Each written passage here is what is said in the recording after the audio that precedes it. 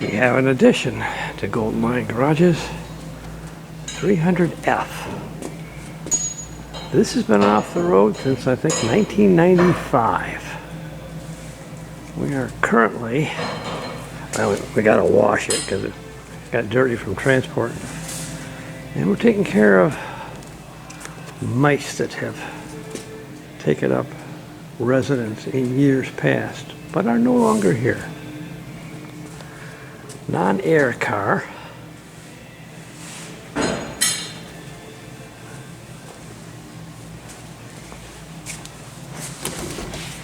Listen to the door. Whoa. It has the original interior in it.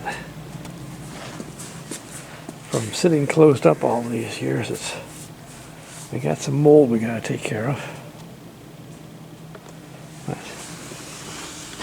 look at the sill plates. Normally you get corrosion along this edge.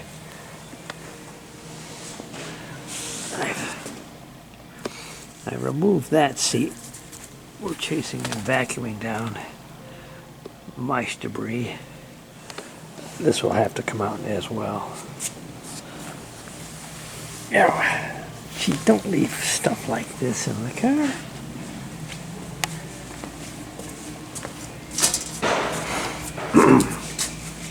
Here's the trunk. Trunk lip, solid as a rock. Trunk floor, solid as a rock. That's the rear seats I took out, and then that. And that is the carpet that was in the trunk. I'm hoping I can save that. It's the original, and right now it has a awfully strong mouse odor.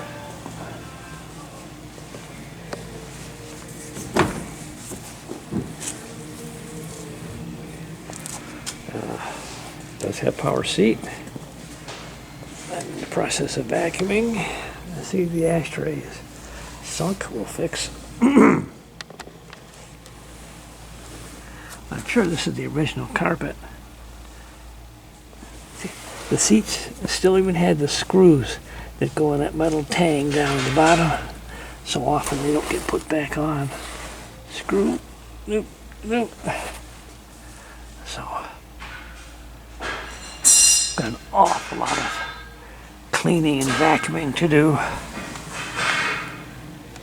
Of course, it doesn't run. It hasn't run for quite some years. But one step at a time. Right now, it's just a matter of getting it cleaned up and get it aired out. And then we've got to put it in storage because there's too many other hoods up that got to come first. I did hook up the booster box. We've got headlights, park lights, turn signals are slow. The driver's side turn signal does not want to latch. There is no horn. Driver power window ticks but does not move. All the other three windows do move. Power seat up and down and back and forth until just super nice. I said there was no horn. Well, there's no horn. I didn't check for dash lights, but I don't think there was any. The interior light did not come on. And the license plate light did not come on. The rear seats are out. There were mouse nests in the upper sections of both, which I've vacuumed. We will have to look into how you wash carpet in place.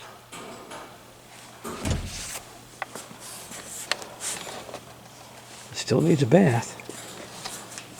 By the way, here's the data tag.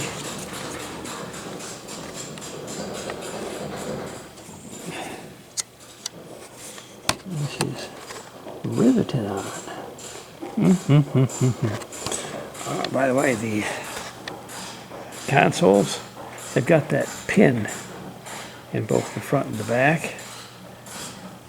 And the trunk does not have drain tubes on the lip.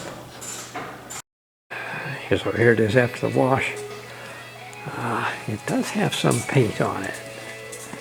You can see down there is painted, but from here on up, it all appears to be original. Yeah. Very small trunk leaks, and I almost think they were because I opened it and we got drip off of it. Power antenna clicks but doesn't do anything. The window seals are so good that after washing it, nothing. How about that for a door close? I want to continue looking at these rear quarter panels and get them cleaned out in case there might be any mice problems. And so I've taken off the sill plate. First, look at that sill. Beautiful. And look at the condition of this surface. You know how they normally corrode so bad along this edge?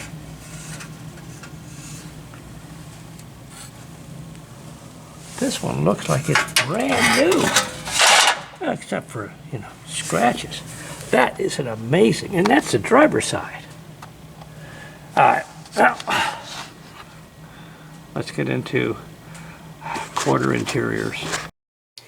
This is the driver's side, rear quarter panel removed. It should clean up pretty good. A lot of window fuzzy left. There's no water damage.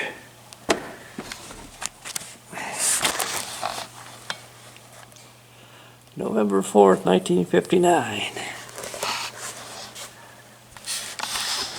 The vapor barrier was intact. Lifting up the vapor barrier, the interior panel is just marvelous shape. There's your power window motor. So we'll apply some lubricant, and there was no mouse problem in here. We'll button her back up. Driver's side rear armrest screw is here. So it's in the first. Well, it's in the first of everything.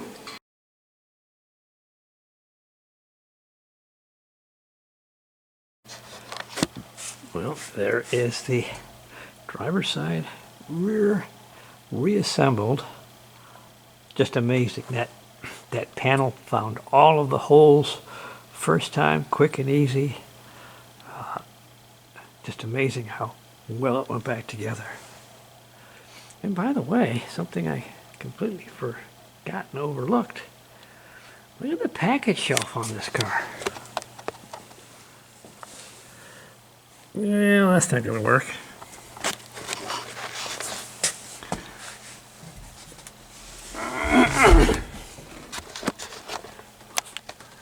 Look at the package shelf on this car.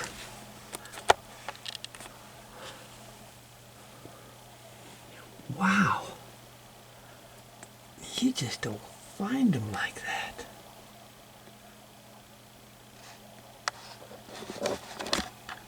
And now we're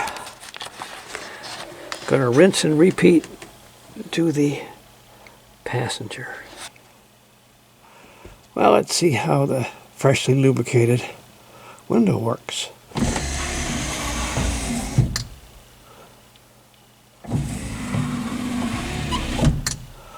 Boy, and that's just on battery voltage. That will do. Look at the driver's side. Wire loom. The rubber is so stiff. It's all broken out. Put it on the list. There's a sticker up on the driver door. I think the stock number. I bet you this was when the original owner traded it back in. Well, that's not a right screw. And the one over there is a slot screw. Somebody's been in this one before. See that dimple? That's what causes it. If you leave that in there, anytime you open this, it'll touch the top. So take this out, put it in there, and then you won't have this problem. There was one car, it was a G, I was just getting into it. I couldn't figure out why. Every time I connected the battery, I had a big drain. Oh, it was because this lighter had been pushed down and stuck.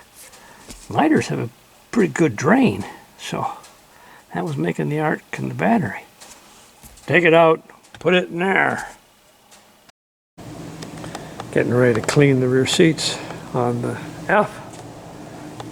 This one has not been done. The top section has been cleaned with Lexol, but it has not had the conditioner yet. Let's see how we can improve this one. The rear lower is coming up in good shape. I was able to get the marks off of the sides. This basket weave, it's original. Boy, that is just beautiful. It looks like it hasn't been sat on for 35 years. Of course it hasn't. There's another upper rear seat back done. Give you an idea, that's the rinse water. It was as clear as that when I started. See, it looks real good until you get up to the top where the sun's worked on it, and short of painting, there's nothing to do about that. So when you get rinse water that dirty, what do? You wash it again. Last week we worked on driver's side rear tire brake because the wheel was locked up. And now we get to work on the passenger side. We've got our handy dandy Charlie Valentine air jack.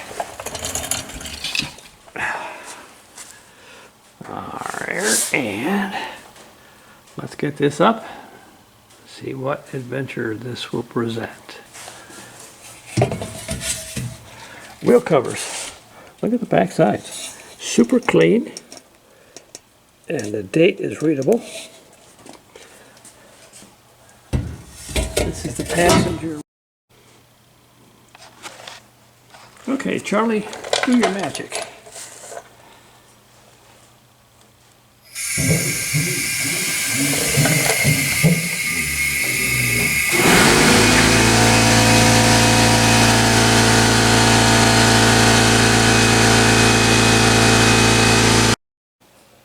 Yeah, just like the other side, it is stuck. I'll go around the back and see if I can remove the adjusters. But then we will get out the 5-fingered puller and get that hub off. The adjuster nubs for the brake shoes are 7/16. This one would take the socket and I was able to adjust it back. This one is rounded off. It won't take the socket. It's just like the other wheel.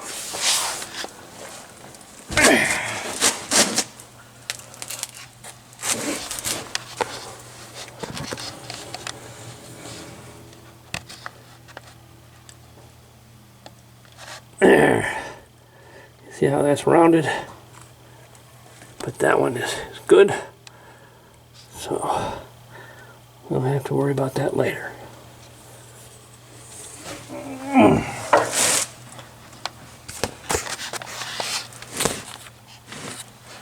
By the way,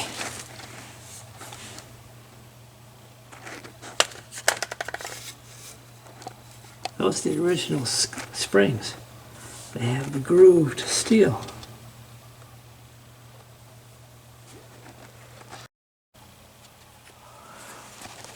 Here we go. Got all 5 legs on there.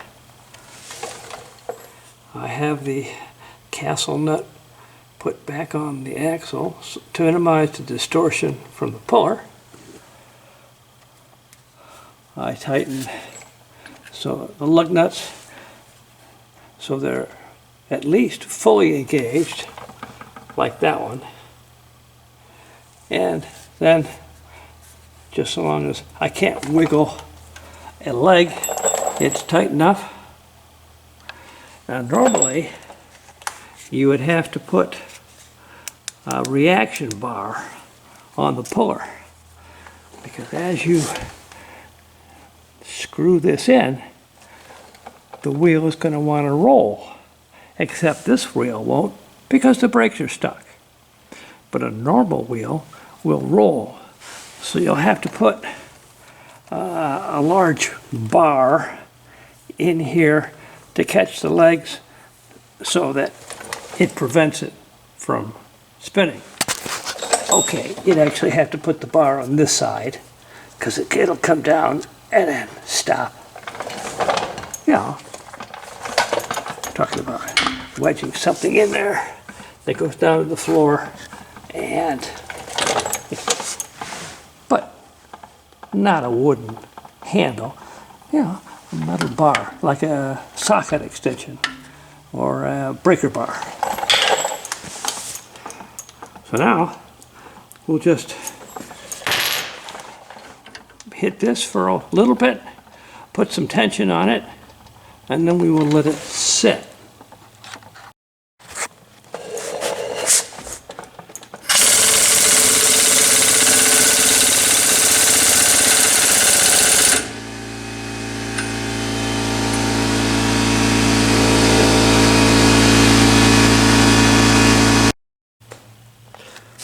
Now don't kid yourself, that's under a lot of tension. And what I will do now is take a hammer here and here at the same time. I'm going to ring it like a bell.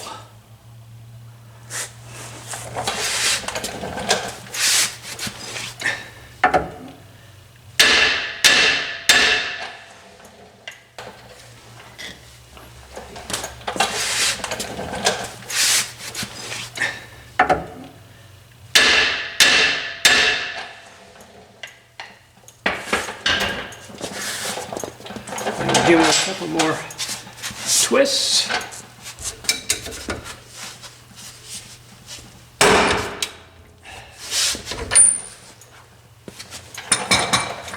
And she's done.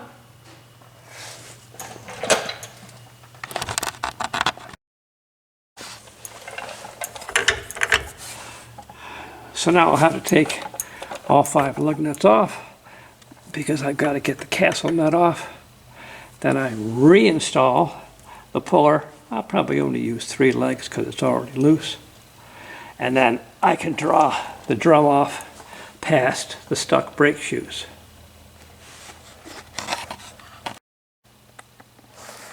And now, with 3 legs on, we'll run the tight and pull off the brake shoe past the. So now we'll pull off the brake drum past the brake shoes.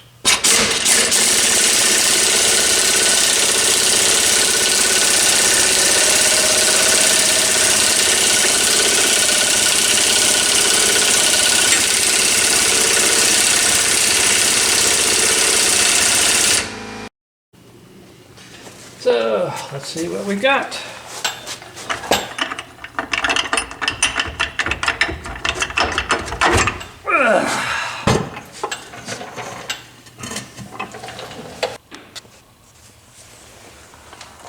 You're looking at this for the first time like I am. Oh yeah, shoes were really stuck. I suspect when I take the master cylinder or the slave cylinder pucks off, it'll be stuck. We'll take the brake shoes off here at the springs and reassemble, and then this wheel will be free to roll.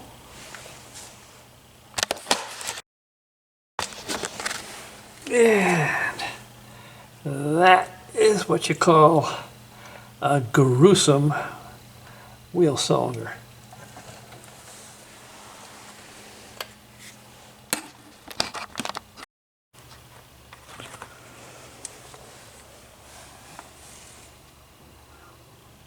I think the only word to describe that is wow. This wasn't on the list of things to do, but I noticed the passenger front wheel would not turn. So I adjusted the shoes off and the hub did not budge. So we tried this, that, and the other thing. Finally, maybe got the idea to put this scrap wheel on and then beat it with a sledgehammer, and yep, that got it loose and we were able to scoot it off over the shoes. Ta-da!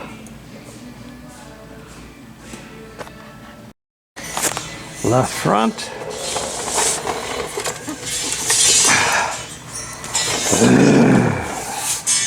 Another one stuck.